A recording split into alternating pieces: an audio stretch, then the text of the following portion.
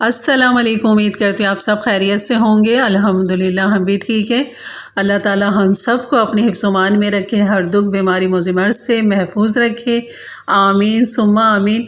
और ये जो मैं रोज़ाना दुआ का एहतमाम करती हूँ, यकीन करें दुआएं बहुत ज़रूरी हैं। इस फितने के दौर में, इस परेशानी के दौर में दुआओं से ही काम चलना है। और यहाँ मैं आज आपको बनाना सिखाऊंगी शलजम पालक गोश्त। चलिए बनाना शुरू करते हैं। बिस्मिल्लाहिर्रहमानिर्रहीम। यहाँ पर हम सबसे पहले कढ़ाई के अंदर घी तेल डाल लेंगे। हाफ़ कप के बराबर मैंने घी तेल डाल दिया था। और यहाँ पर एक बड़ी प्याज ले ली थी जिसको बारीक स्लाइस कटिंग कर लिया था। और यहाँ पर जो इसके साथ हमने मज़ीद डालने हैं साबुत गरम मसाले डालने हैं। और अगर आप यहाँ नहीं डालना चाहें साबुत गरम मसाले, तो आप पिसे हुए गरम मसाला आप उस वक्त डालेंगे जब हम गोश्त और शलजम पालक को भूनेंगे, तब हम डालेंगे। लेकिन इस तरह डालने से भी एक अच्छा सा फ्लेवर जो है इसके अंदर आता है। ये साबुत गरम मसाले जिसमें एक बड़ी इलायची, सफ़ेद ज़ीरा हाफ़ टी स्पून, 2-3 लौंगे और 6 से 7 काली मिर्च है और 1 आध दालचीनी का टुकड़ा है। तो ये हमने गरम मसाला इसके अंदर डाल दिया है। और इसके साथ प्याज के साथ हमने इसको लाइट गोल्डन करना है। और तब तक इसको भूना जब तक अच्छा सा कलर नहीं आ जाता प्याज के अंदर। और यहाँ पर मैंने इसके लिए गोश्त लिया है, चिकनाई वाला गोश्त लिया है। थोड़ा सा चिकनाई ही गोश्त इसके अंदर अच्छा लगता है। और ये तकरीबन आधा किलो गोश्त है। और शलजम जो लिए वो भी मैंने आधा किलो लिए। और पालक जो लिए वो 1 किलो लिए, क्योंकि उसे साफ़ करने में भी और पालक काफ़ी ख़राब निकल जाती है, डंडियाँ निकाल देते हैं हम, तो इसलिए आप 1 किलो ही लें। और यहाँ देखें ये कलर हमारा आ चुका है प्याज का। इस तरह लाइट गोल्डन करना है, डार्क गोल्डन नहीं करना। और इसमें 1 टेबल स्पून हम डाल देंगे अदरक लहसुन। और साथ ही हम गोश्त भी डाल देंगे इसमें। ये बग़ैर हड्डी वाला गोश्त है, आप हड्डी वाला गोश्त लें तो और ज़्यादा मज़े का बनता है। मेरे पास नहीं था तो मैंने यही निकाल लिया। और यहाँ पर जो मसाले डाले जाएंगे, लाल मिर्च 1 टीस्पून, हल्दी हाफ़ टी स्पून, पिसा हुआ धनिया 1 टीस्पून और 1 टीस्पून भर के हमने नमक डाल दिया था। अब इसके साथ हमने करनी है खूब अच्छी सी इसकी भुनाई। और इसको खूब अच्छा सा भूनेंगे। आप चाहें तो यहाँ पर 2-3 टमाटर भी काट के डाल सकते हैं, लेकिन मैं आज यहाँ पर टमाटर नहीं डालूँगी, मैं दही का इस्तेमाल करूँगी। और यहाँ पर जो है इसको खूब अच्छा सा भूनेंगे अदरक लहसुन के साथ, ताकि प्याज जो है वो भी इसमें मैश हो जाएगी। और जो हमारे ड्राई मसाले हैं, अदरक लहसुन है, वो सब भुन जाएगा गोश्त के साथ। और एक जो गोश्त की एक अपनी स्मेल होती है ना, वो भी इस तरह ख़त्म हो जाती है और बहुत अच्छा फ्लेवर निकल कर आता है।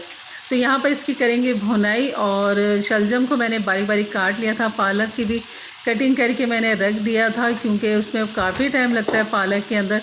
और उसको ख़ासतौर पर उसमें मिट्टी बहुत होती है, उसे मैं पहले काटती हूँ, फिर इसको 2-3 पानी के साथ उसको धो लेते हैं।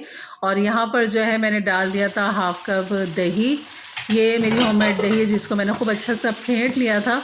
और फेंटने के बाद इसको हम यहाँ डाल देंगे मसाले के अंदर। दही के साथ इसको भूनेंगे तब तक जब तक दही का पानी खुश नहीं हो जाता, तब तक हमने यहाँ इसकी भुनाई करनी है।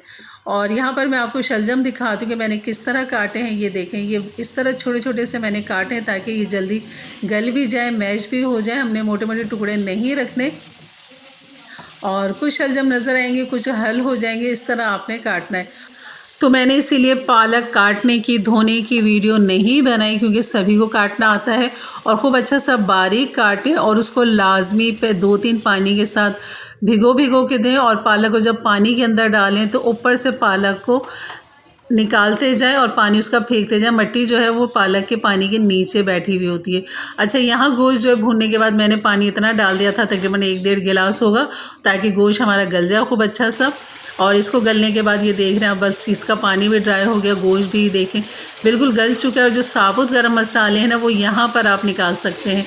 जैसे खाने में लौंग नहीं आती, दालचीनी नहीं आती, बड़ी इलायची नहीं आती, तो इसको मैं निकाल देती हूँ इस तरह भुनाई के दौरान, ताकि ये निवालों में खाने में नहीं आए तो बहुत बुरा सा लगता है। और यहाँ पर जो है मैं ये गोश्त आपको चेक कराती हूँ कि देखिए कितना बेहतरीन ये बिल्कुल गल चुका है। और लेकिन अब यहाँ पर जो हमारे शलजम पालक हैं वो अब हम यहाँ पर डालेंगे, क्योंकि इनको बिल्कुल भी देर नहीं लगनी शलजम पालक को। और यहाँ पर 2 टुकड़े जो है मुझे नज़र आए कि ये साबुत रह गए, तो चलिए इसे निकालते हैं और इसकी कटिंग करके ये भी हम इसमें डालते हैं। और पालक जो है वो मैं यहाँ पर डालूँगी, इसे ऊपर नीचे मिक्स करूँगी, क्योंकि सारी पालक इसमें अभी नहीं गई है। अभी मैंने थोड़ी सी डाली तो ये ऊपर तक आ गई है, लेकिन देखिएगा अब सारी पालक इसके अंदर आ जाएगी। और इस वजह से कि पालक को जैसी हीट मिलती है तो ये नीचे बैठने लग जाती है, सिमटने लग जाती है, शिलिंग होने लग जाती है। तो इसलिए पालक को आप डालें और ऊपर नीचे से मिक्स करते जाएं, आँच को तेज़ रखें और उसके बाद फिर मज़ीद थोड़ी सी पालक डालें, फिर इस तरह ऊपर नीचे करें। अब मैं पालक डाल के खूब अच्छे से मतलब अभी भी थोड़ी सी मैंने बचा ली पालक, लेकिन डाली है मैंने इसमें, खूब ऊपर तक देखने आ गई है ये। तो ये है कि आप इसको ऊपर नीचे करते जाएंगे, हीट लगती जाएगी और ये बैठती जाएगी।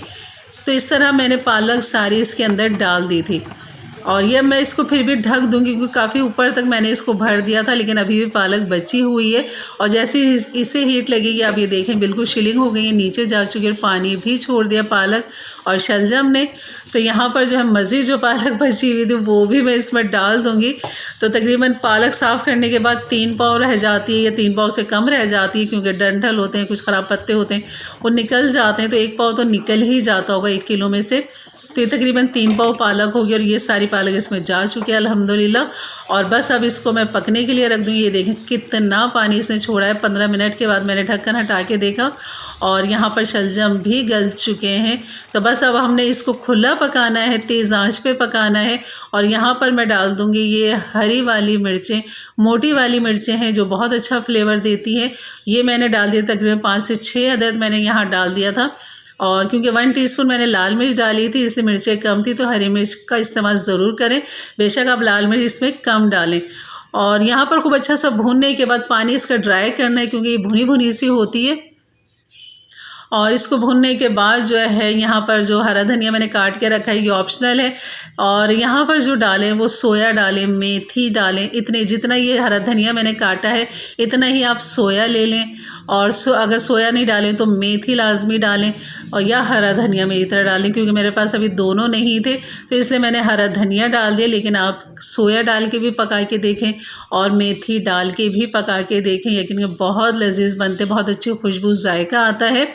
तो यहाँ पर मैंने हरा धनिया डाल के कर दिया था मिक्स। ये काम आपने लास्ट में करना है और इसको लगा देना है 5 मिनट के लिए दम पे और चूल्हा कर देंगे बंद। और ये आ गई हमारी डिश के अंदर। बाहर देख रहे हैं आप कितनी ज़बरदस्त लुक लग रही है माशाल्लाह। तो ये थी मेरी आज की रेसिपी, यकीनन अच्छी लगी होगी। और मेरे चैनल पे नए हैं तो ज़रूर सब्सक्राइब करके जाइएगा। और ये देखें माशाल्लाह, इसको आप खाएं तंदूरी कड़क नान के साथ, यकीन बहुत लजीज लगती है, बहुत मज़े की लगती है। तो चलिए थोड़े से शलजम के फ़ायदे आपके साथ शेयर करती हूँ जितने मुझे मालूमात है। और ये दमा और खांसी के लिए और गला बैठने के लिए जो इसका बेहतरीन टोटका वो ये है कि आप शलजम को पानी में उबाल लें और उस पानी के अंदर आप चीनी मिलाकर जितना चाहे मीठा कर लें, शहद मिला लें और उसको पी लें। उससे दमा और खांसी में बहुत फ़ायदा होता है, खुश खांसी के लिए बहुत अच्छा है। और जैसे कि मौसम है आजकल ठंडा मौसम, जिसमें एड़ियाँ बहुत ज़्यादा फटती हैं, जिनकी ज़्यादा फटती है उनके लिए बेहतरीन है ये शलजम।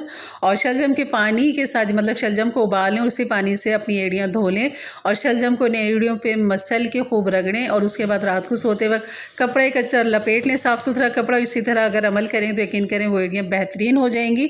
और एक बेहतरीन फ़ायदा जो इसका ये है कि जो बच्चे फ़ास्ट फूड खाते हैं या बड़े फ़ास्ट फूड खाते हैं उसकी वजह से जो जिस्म में खून होता है उसमें जो वाइट रेड सेल होते हैं वो कमज़ोर पड़ जाते हैं। अगर आप शलजम की सब्ज़ी इस तरह खाएँ या सलाद की तरह खाएँ तो आप यकीन करें कि वो रेड सेल को मजबूत करता है। और वैसे भी आजकल डेंगू बुखार फैला हुआ है, उससे रेड सेल ही ज़्यादा गिरते हैं, कमज़ोर पड़ते हैं। तो ये अपनी सब्जियों को इस्तेमाल में रखें, बच्चों को ये भरपूर खाना खिलाएं, घर में बना के खिलाएं, इसकी सलाद बना के खिलाएं और इसका कहवा बना के सर्दियों में लें ताकि गला और आपके लिए जो खांसी खुशक खांसी हो जाती है और दमे के लिए बेहतरीन है। इसका जो सूप है ना, सूप ही कहोगी मैं, उबालने के बाद उसका सूप ही बन गया। तो इस तरह आप बनाएं, काली मिर्च मीठा नहीं डालना तो आप काली मिर्च और नमक डाल लें, इस तरह उसकी यखनी सी बन जाएगी। शलजम की यखनी बना के पीने, ऊपर से नींबू उसमें डाल दें 2-3 कतरे।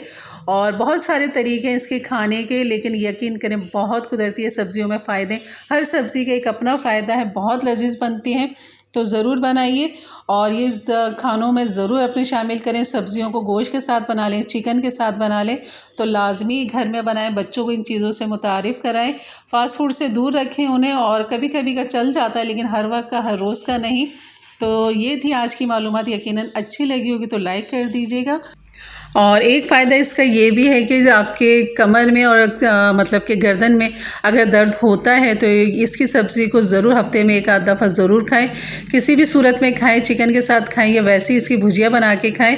तो कल इंशाल्लाह मैं इसका एक अचार शेयर करूँगी। वैसे पिछले साल वाली वीडियो में तो मैंने डाला हुआ है अचार पानी का, लेकिन एक अचार और है जो बहुत मज़े का बनता है, तो इंशाल्लाह शलजम का अचार वो आपके साथ शेयर करूँगी, तो ज़रूर देखिएगा मेरे चैनल पर।